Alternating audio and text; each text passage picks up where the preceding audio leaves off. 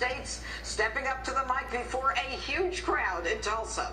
Joining me now to discuss and talk about this, Turning Point USA founder Charlie Kirk. All right, Charlie, you've seen a lot of these.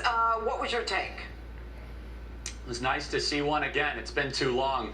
Honestly, as a Trump supporter and as someone that has been battling in the trenches these last couple months, it's so refreshing to see the president back in front of his base. This was such an important distinction for the president to articulate the worldview that he is fighting for and that his base supports, and that the 63 million Americans who voted for him support, and that of the Democrats. One line really stuck out to me. He said, "We stand on the shoulders of heroes." Those are the heroes that the left and the Democrats and the anarchists in the streets are taking down, those statues that are taking down. You saw the statue of George Washington taken down yesterday. The president seemed right where he belonged. He had great energy, great spirit, and I think finally he's back on offense, putting the Democrats on defense. Well, you could see it, and I think we have some sound here that I'd like you to listen to. Joe Biden has surrendered to his party and to the left-wing mob. He has no control. Does anybody honestly think he controls these radical maniacs?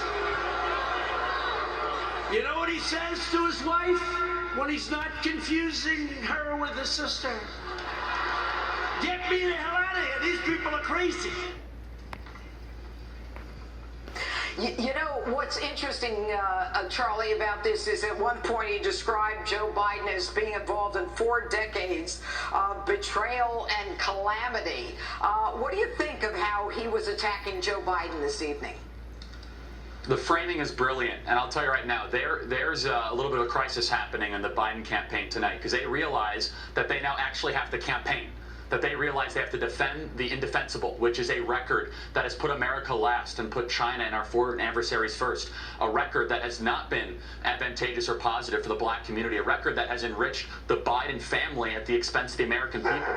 And you can see the president, he was getting more and more into it as the speech went on, and it's phenomenal to see. And the Biden campaign, good luck. I don't even know what campaigning looks like for Joe Biden, but the president was spot on with his critique of Joe Biden, and it's just the beginning. Well, it was clear that the president did, as he was going on, get more and more energy. And, he started it, though, Charlie, talking about how these people are crazy, what was going on in Seattle, and reminding people of how important the Second Amendment is in light of what's going on. What was your take on that?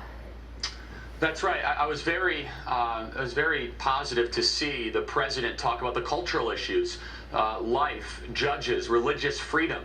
But also right now there's a culture war raging in America, and the president is diving right into it. I mean, you have record amount of cancellations, a record amount of silencing happen on digital and social media. And the president realizes that politics flows downstream from culture, and that it's time to stand for our beautiful history, the heroes that built America.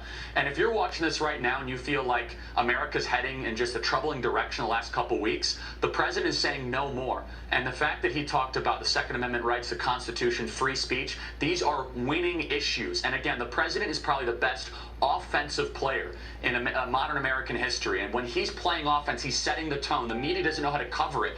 And the fact that he's doing these rallies again is tremendous. We're hosting the president for a Students for Trump address on Tuesday from Phoenix, Arizona. And the more he's in front of people, the more he's communicating with voters, the more that he's going to put Joe Biden on defense. Charlie? Yes. Sorry if it broke up. All right, Charlie, I have to say thank you and good night. Thanks so much for joining us, and thanks for watching. I'm Judge Jeanne Trump, advocating for truth, justice, and the American way. The Greg Gutfeld Show is coming up right now.